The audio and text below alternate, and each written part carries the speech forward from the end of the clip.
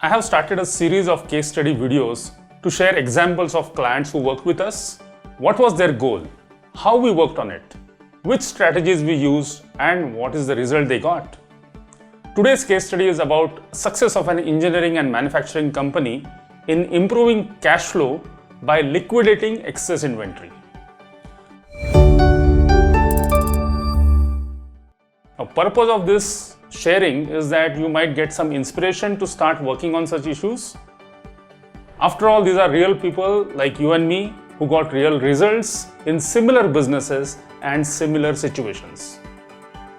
The advantage that they had was that I was guiding them very closely and working with them through each step, ensuring better and faster results.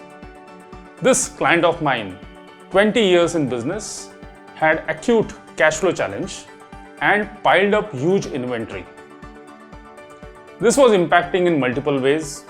Funds stuck in inventory, lots of space was occupied with the inventory and no place for new production. Hence, delays in delivery, not able to trace and find material due to improper storage. So they were actually ordering new even if they had it in stock. Unusable material due to damages, more wastages, and all of that was further adding to cash flow issues and owner's frustration. I assured the business owner not to worry.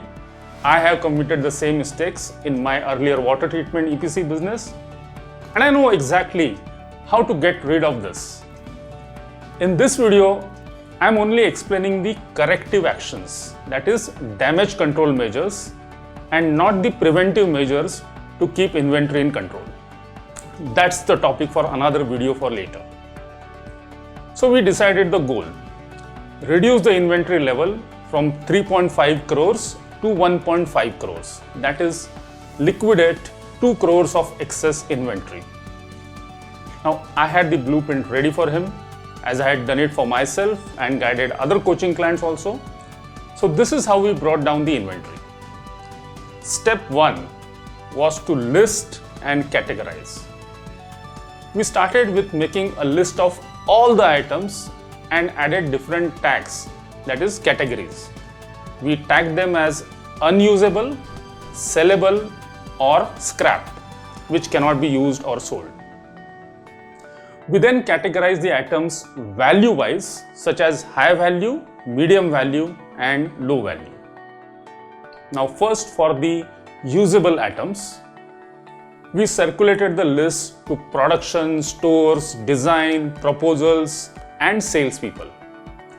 Production, stores, and purchase people would use the stock items if the items were usable as they are, or with little bit of modification with change approval from the client.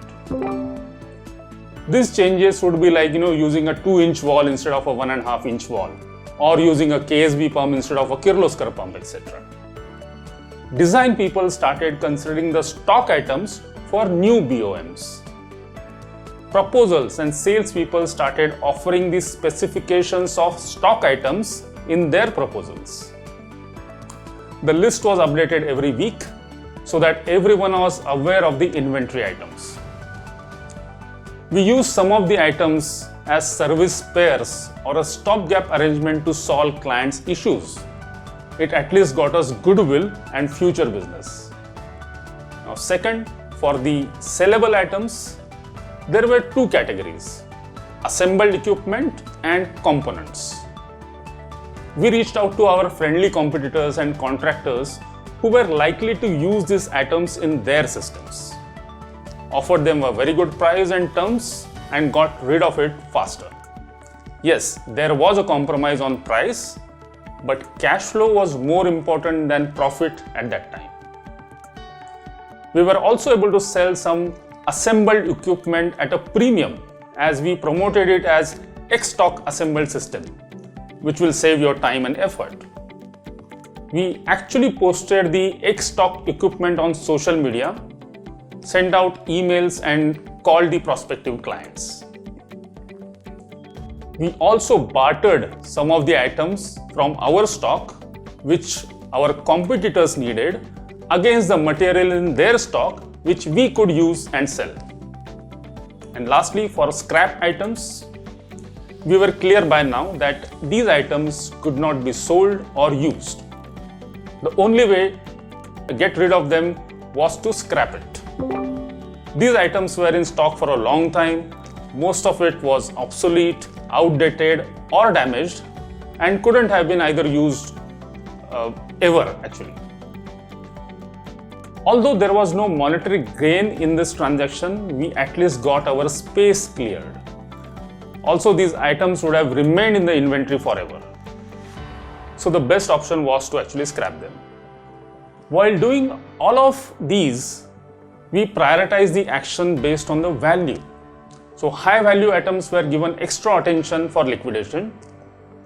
While these goals were being achieved, we monitored the progress on a weekly basis through cross-functional reviews and updated the list every week. We had distributed the responsibility of liquidation inventory to many people, and we gave them weekly targets relevant to their functional area. With all of these efforts, we were able to free up funds close to 1.5 crore, which added to the operating cash flow, and it got eased out a lot.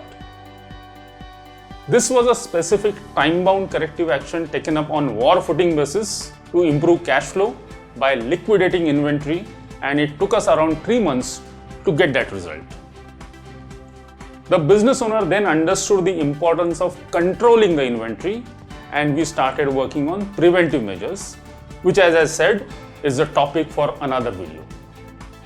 If you want to improve cash flow in your business, reply with comment cash flow and we'll get started.